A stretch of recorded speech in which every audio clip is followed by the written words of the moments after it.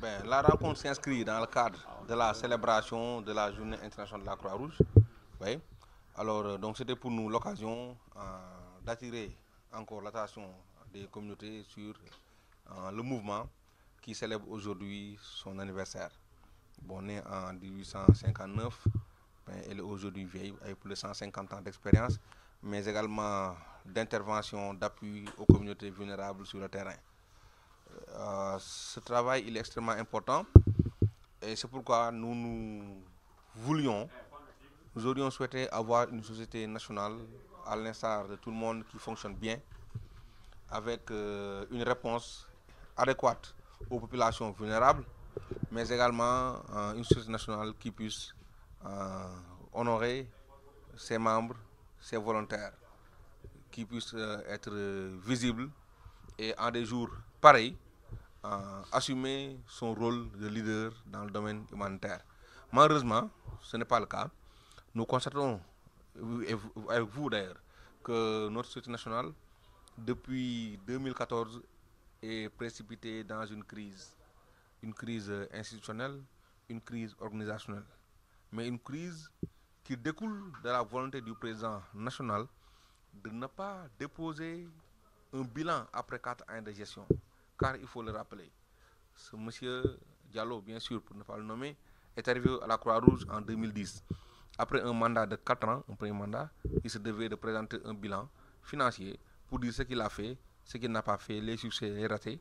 Malheureusement, s'étant refusé à présenter ce bilan, il a organisé des difficultés à la société nationale pour ne pas être contraint à présenter ce bilan-là. Et depuis lors, des camarades courageux ont assumé la résistance et lui font face. Ceci a plongé la structure dans des difficultés qui font qu'aujourd'hui nous restons à un retrait progressif des partenaires, mais également à des difficultés que rencontre le personnel qui fait un travail remarquable, il faut le dire, mais qui, en tout cas, dont la prise en charge sociale est aujourd'hui laisse à désirer. Dans la mesure où les cotisations pour les prêtres ne sont pas reversées, les cotisations pour la caisse de sécurité sociale également ne sont pas reversées, et ça depuis de longues périodes.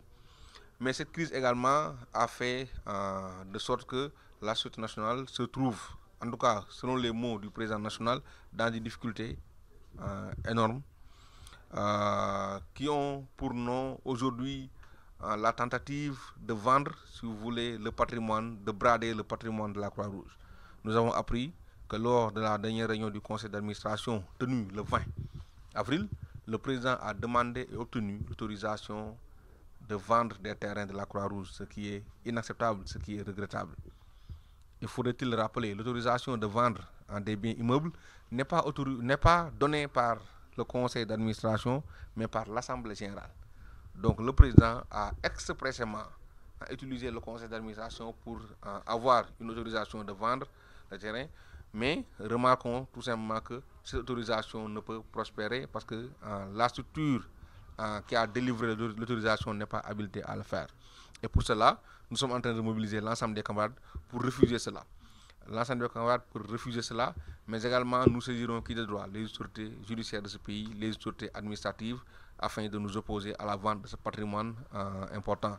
Et car il faut le rappeler, beaucoup de nos camarades aujourd'hui responsables dans le mouvement ont eu à occuper ce terrain pour y mener des camps, d'autres formes d'activité. Donc ce terrain contribue, ou si vous voulez, est une partie du patrimoine, mais également de l'histoire de notre société nationale.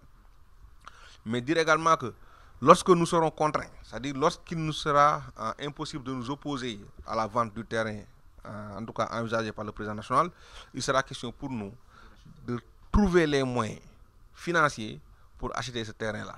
Je pense que nous n'hésiterons pas à lancer une campagne nationale de mobilisation de ressources de levée de fonds pour avoir suffisamment de subsides afin d'acheter ce terrain au premier. Parfaitement, nous ne savons que c'est tout ce que nous savons faire. Je pense que nous sommes en train de nous opposer avec lui depuis bientôt 3 ans. Et rien n'a été laissé en rade. Les autorités judiciaires ont été saisies. Je crois qu'avec lui, nous sommes en procès depuis bientôt 2 ans. Ensuite, la mobilisation gagne du terrain partout, tu vois, aujourd'hui au Sénégal. Les camarades sont en train de se préparer, s'organiser pour lui faire face.